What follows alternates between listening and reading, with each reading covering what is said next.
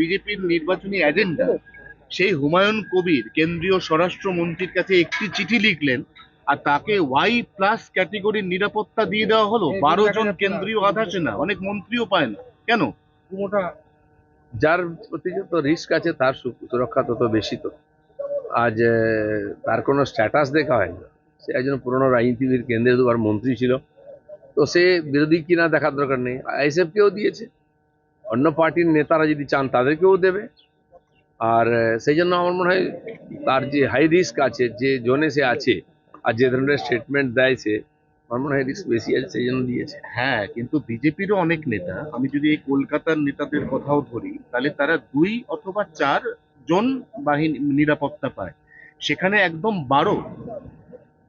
তা আমি বললাম তো, এটা ঠিক যে হুমায়ুন কবির তো পুরনো নেতা, অনেক বছরের এমএলএ, রাজ্য মন্ত্রী ছিল, অনেক পার্টি করার অভিজ্ঞতা আছে, তো তাকেই তো বেশি দেবে সিকিউরিটি না।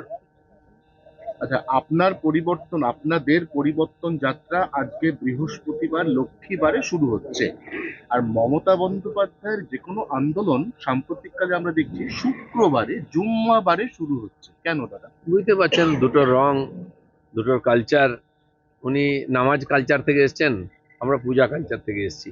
তো সেই জন্য আমরা বৃহস্পতিবার থেকে শুরু করবো মা লক্ষ্মীর আর আশীর্বাদ নিয়ে। আর উনি স্বাভাবিকভাবে নামাজ পড়েই শুরু করেন বলে শুক্রবারকে বেছে নেন। সব ব্যাপারে উনি একটা সময় একটা কমিউনিটিকে খালি মেসেজ দেন। ওনার রাজনীতিটা হচ্ছে ওইরকম আংশিক আর সিলেক্টেড। ওনার রাজনীতি পরিষ্কার, এটা নিয়ে বলার কিছু না, সবাইও জানে। আমার মনে হয় খুব বেশি দিন এই ধরনের রাজনীতি চলে না। আর যারা এই ধরনের রাজনীতি করে এসছে না, সেই পার্টিগুলোর অতীত দেখুন, ভবিষ্যৎ দেখুন। দাদা, শুভ কামনা, শুভেচ্ছা, শুভ নন্দন ছেড়ে মুখ্যমন্ত্রীর গলায় হোলি মুবারক কেন? হ্যাঁ, কমপক্ষে হোলি মোবারক তো বলেছেন, কিন্তু মোবারক তো বলতেই হবে। যে জলকে পানি বলছেন, তাকে তো বলতেই হবে। যাই হোক, ওনার মধ্যে এই যে মন্দির রাজনীতি এসেছেন বা আসতে বাধ্য হয়েছেন, এটা তো একটা পরিবর্তন। পরিবর্তন যাত্রা এটাই যে আজকে ওনাকে হোলি মোবারক করতে হচ্ছে। এসআইআর এর প্রতিবাদ আগামীকাল থেকে মুখ্যমন্ত্রী ধর্নায় বসবেন এবং সেই মেট্রো চ্যানেল। সারা জীবন উনি ধর্না ছাড়া আর কিছুই দেননি। তো ধর্নার বাইরে বেরিয়ে গেলে ওনার রাজনীতি শেষ হয়ে যাবে। যে মুখ্যমন্ত্রী হন, কেন্দ্রীয় মন্ত্রী হন, বিরোধী নেত্রী হন, ধর্না বিক্ষোভ এটাই ওনাকে করে যেতে হবে। কারণ উন্নয়ন, রাজনীতি, এই ধরনের কোনো রাজনীতি উনি করেননি কোনোদিন, ওনার সংবিধানেই নেই।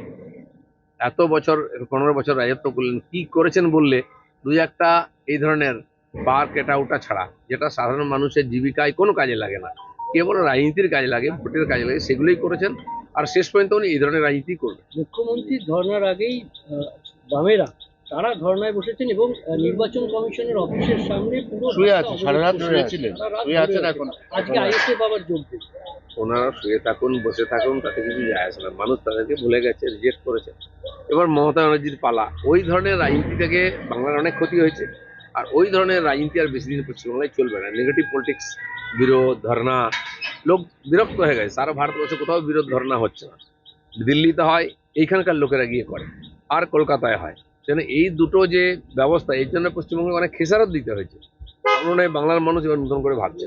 কমিশনের এখন তৎপরতা তুঙ্গে, এসআইআর হয়েছে এবং সামনে নির্বাচন ঘোষণা। সেখানে কমিশনের অফিসের সামনে এভাবে লাগাতার ধর্ণা, রাস্তা অবরোধ করে কমিশনের অফিসের দরজা বন্ধ। না না, নজরে আসার জন্য এসব করা। কমিশনের অফিসে পার্লামেন্টের সামনে ধর্না হচ্ছে। আমাদের হাইকোর্টে দেখে যে জাজের তার এজলাসের মধ্যে গিয়ে ধর্না দিয়েছে। এটা তো ধর্না পার্টি, ধর্না ছাড়া কিচ্ছু করতে পারবে না। তো পশ্চিমবাংলার মানুষ কতদিন সহ্য করে দেখা যায়। যে ডায়মন্ড হারবারের অমিত শাহের সব পাল্টা সভা করছেন অভিষেক বন্দ্যোপাধ্যায়। ডায়মন্ড হারবার মডেল, তিনি যা ইচ্ছা করতে পারেন, যা করবেন ডায়মন্ড হারবারে করবেন, বাকি জায়গায় আর কিছু হবে না। মানুষ বাধ্য হয়েছে। আমি দেখলাম ডায়মন্ড হারবার মানুষই সবচেয়ে বেশি বিরোধিতা করবে এবারে। গিয়ে দেখলাম সাধারণ মানুষও রাস্তায় বেরিয়ে এসছে। আমরা মনে করি যে ওখানে খুব ভয়ের পরিবেশ, কিন্তু মানুষ তার যোগ্য জবাব ডায়মন্ড হারবারে দেবে। এসআইআর লিস্ট ঘোষণার পরে 8 জনের ফের মৃত্যু রাজ্যে। না, বাংলায় জল না পেয়ে মৃত্যু হচ্ছে, দূষিত জল খেয়ে মৃত্যু হচ্ছে, ডেঙ্গুতে মৃত্যু হচ্ছে, সব এসআইআর হয়ে যাবে এখন। ফের ঘেনে ভারতীর সঙ্গে দফায় দফায় বৈঠক। সকাল 10:30 থেকে বৈঠক এনফোর্সমেন্ট এজেন্সি। বেলা 12টা থেকে সব জেলা শাসক, পুলিশ সুপারদের সঙ্গে বৈঠক। ভার্চুয়ালি থাকবেন ডিজিও। দেখুন, এই বৈঠক চলতে থাকবে।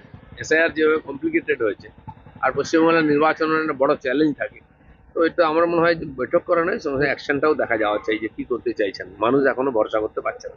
কোথাও কি আইন শৃঙ্খলা পরিস্থিতি আইন শৃঙ্খলা বলে কোথায় আছে?